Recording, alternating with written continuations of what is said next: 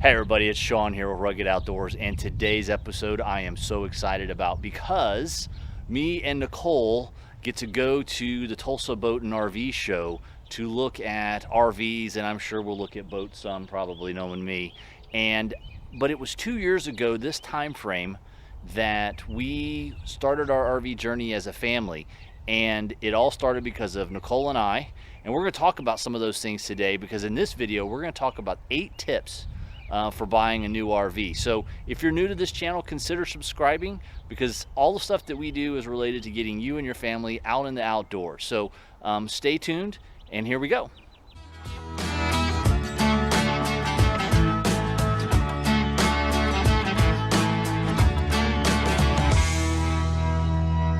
You know, to start off, when you were considering purchasing a RV, there's lots of stuff to consider, and there's no way I can do it all in one video or 5 videos or 10 videos, but I'm gonna give you my best 8 tips for purchasing a new RV.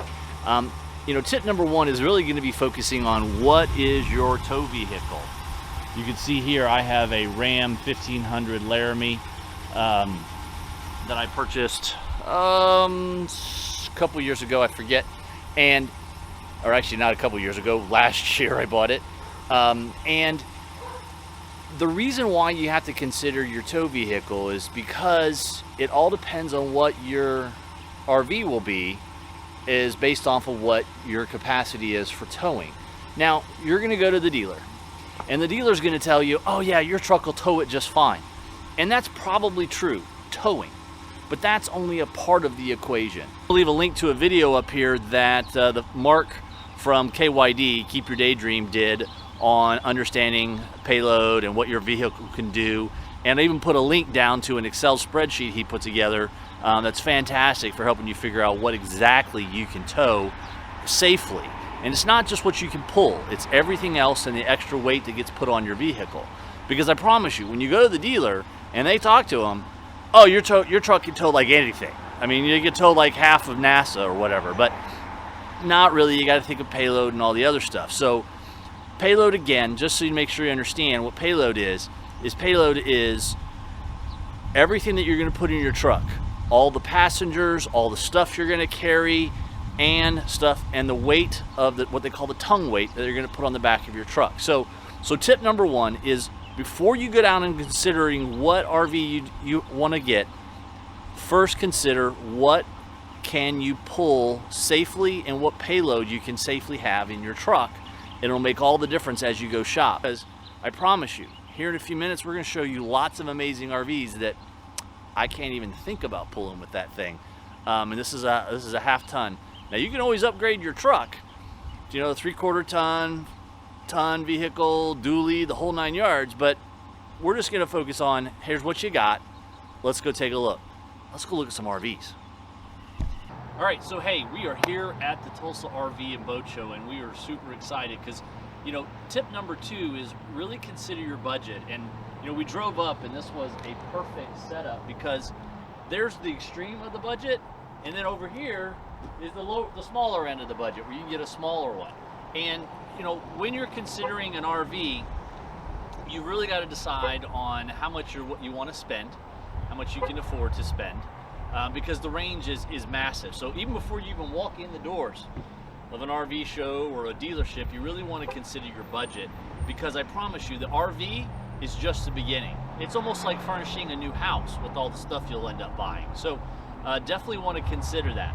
So while we're here, let's talk about something else that along the same lines of budget is you really want to consider, you know, so as you're considering your budget, I would say tip number 3 is going to be, you're going to want to buy something bigger than you think you want to get.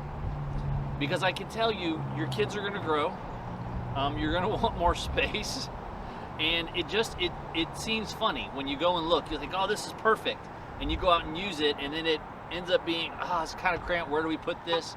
Because I promise, storage is a premium. So when you're considering a new RV, you want to consider your floor plan, how's it laid out, your kids, where are they going to fit, where are they going to sleep, are they going to want to bring friends? So you definitely want to consider all of those as you're considering your budget. for what you're going to do. Because again, like I said, this is a Class A sports coach, ginormous thing, huge.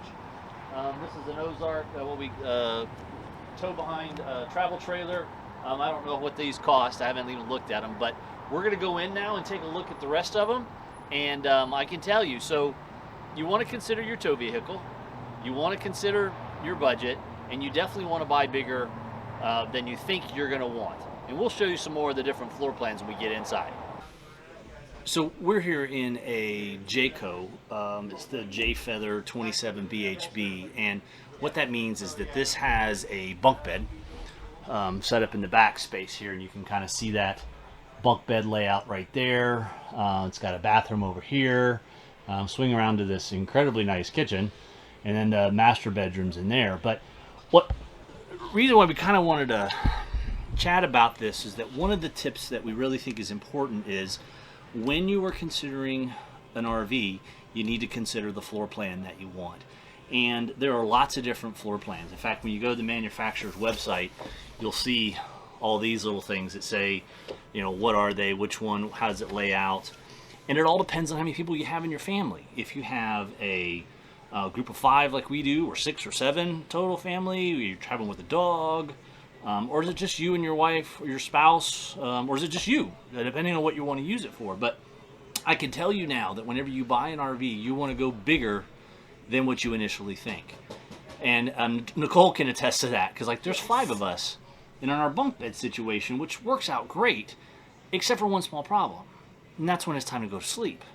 Because the bunk beds sleep 2, the master bedroom sleeps 2, and then we have the couch that folds down into a bed, and then we have the table, actually, like we're sitting at now, that actually fold down into a table. But somebody has to sleep on the couch slash bed, which is okay. However, we had to figure out who's going to sleep where. So, Cole, what did we do? How did we come up with that? We would either do a rock, paper, scissors tournament, or have the Alexa tell us whose turn it was, because he set it up to where it chooses one name at random out of us 3 kids. And yeah. Yeah, and so, you know, it's kind of goofy that we have to do it that way, but we have to figure out something fair. And what she's talking about, the Alexa, I'll put a link. It's a skill that just says, you know, whose turn is it? And we say, oh, hey, Alexa, whose turn is it? And it'll randomly tell a name, or the kids will do a rock, paper, scissors. So, you know, so floor plan is a critical, important part of your RV shopping. And it just depends on which one you want to get and how you want that floor plan laid out is important. So there's that tip, is pick your floor plan and consider going bigger than you really think you ought to. All right, for tip number 4 for purchasing an RV, if you live in the part of the country where it's a little warm during summer, or like we do, we live in Oklahoma and it gets really hot. So we travel a lot to Oklahoma, Texas, Missouri, New Mexico, Colorado, and during summer, it can get a tad bit toasty. Well, a lot of RVs, when they come, and again, it depends on your dealer and where you purchase it at, they start off with a 1300 BTU AC. You're going to want to get the upgraded one. The 15,000, I'm sorry, I said 1300, it's a 13,000 or the 15,000 BTU AC. Now what's cool about, like all the ones that we looked at here in Oklahoma, they kind of an automatic upgrade. They kind of put that in there because they know you're going to need more to run your AC to keep your RV cool. And so that's a huge consideration. So when you're looking for your RV, if you live in an area where warmer climate, you're going to travel to places that have warmer summers, definitely make sure you get the upgraded AC. All right, hey, for tip number 5 of your RV buying experience, you're going to want to inspect, and inspect. Bought the RV, you picked which one you want, and it's right before delivery. So they're going to pull the RV out, and they're going to have it set up for you, and everything's going to be hooked up and everything, so you can kind of get a good feeling of how everything is. They're going to walk you all through it. Well, I can tell you right now, you're going to plan 2 to 3 hours. You may or may not want to bring the kids with you because it is long and it's tedious. And I've included a link to what we call post-purchase inspection form down here. It's like 5 or 6, 7 pages. I forget how many pages that thing is. And it walks through every single thing that you're going to want to check on the RV before you sign off and say, yep, I'm good. And you make them fix everything that's on that list. And again, it goes to one of the later tips about the dealer, but you don't want to be rushed. take your time, walk through the entire RV, walk through this entire form, make sure you understand everything that there is to know about that particular RV. Look at every little thing. If there's a spot that needs to be fixed or something touched up, or toilet doesn't flush like you expect it to, the light, the propane tanks, whatever it may be, you're going to want to make sure you've done that inspection. We're here in another Jayco, and it depends on the quality of the price range, really. It depends on the price range of the RV as to kind of what you can expect. An $80,000 RV versus a $15,000 RV, yeah, you're going to have some differences in quality and builds and the materials that are used, but you're going to want to check every single outlet, all the electrical outlets that you see throughout the RV. You see these right here. Check them, make sure they work. Make sure all the gauges work. Make sure the sink is everything's good and tight. Look at all the gas things. Everything works like you expect it to. It all gets fixed before you ever take it. So again, the purchase inspection is absolutely critical. And you don't want to shortcut it. You're super excited, I know, you're ready to hook it up and pick it up, but you want to make sure everything works before you pull that sucker off the lot. And so again, check out that form down below. Make sure that your RV is ready to go before you pull off the lot after you purchase it. So for tip number 6, we're going to look at storage in your RV. There are lots of options. Fifth wheels have a ton of storage, travel trailers not near as much, and it all depends on where the storage is actually located. So a lot of the RVs will have storage here underneath, both in the front and at the back, and then even inside the RV will have lots. If you look over at this one here, this one has an outside kitchen, so you lose some of the storage, but you do have the benefit of having an outside kitchen. So when you're considering your RV, you definitely want to consider all the stuff that you're going to take, and you think you're not going to take that much, but I promise, you're going to end up with almost buying a whole other house worth of furnishing. From chairs to outside camp stuff, you name it, you're going to have it. So you definitely want to consider storage when you're looking at an RV. For tip number 7 is you'll start looking at lots of different brands. I think these are Solitude by Grand Design. We looked at some Jaycos earlier, and all those are great because each of the brands have different floor plans and different layouts and different quality. It just depends on your budget, like we talked about in one of the earlier tips. But one of the most important criteria when you're doing this is consider the floor plan over the brand. I promise. There's lots of great information about lots of different brands, and we're biased. We really like the Jayco brand. I think it's a great brand, but it really came down to the floor plan and the build quality. That was what we really like. So when you're considering it, consider the floor plan before you really get settled on a particular brand. All right, so for our last and final tip, tip number 8, I can tell you one of the most important decisions you'll make is your dealer that you buy from. And probably it's even more important than the brand, because the dealer's the one you have to deal with after you've bought it, because stuff's gonna go wrong, I promise. And the dealer makes all the difference in the world, and the support they give you, the service they give you.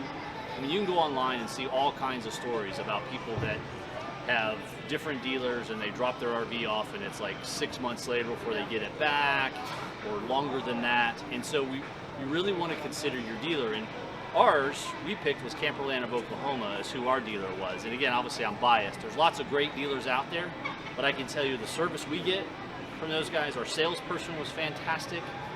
All the efforts that we get, all of our maintenance, we've heard all the horror stories about RVs, but when we did our inspection, they took care of everything that needed to be fixed, got it out, and we haven't had any issues with it.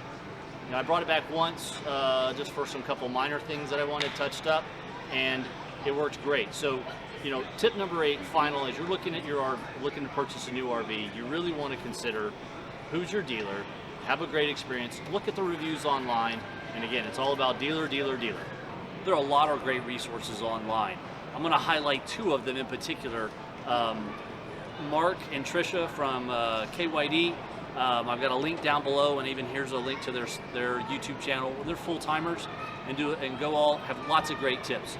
There's another couple of great YouTube channels also that I'll link down to below that have even more information about RV. But an RV camping is a great experience, and it's something you definitely want to consider. And I hope these tips were helpful. If you did, consider subscribing if you're so inclined, and we look forward to seeing you in the great outdoors.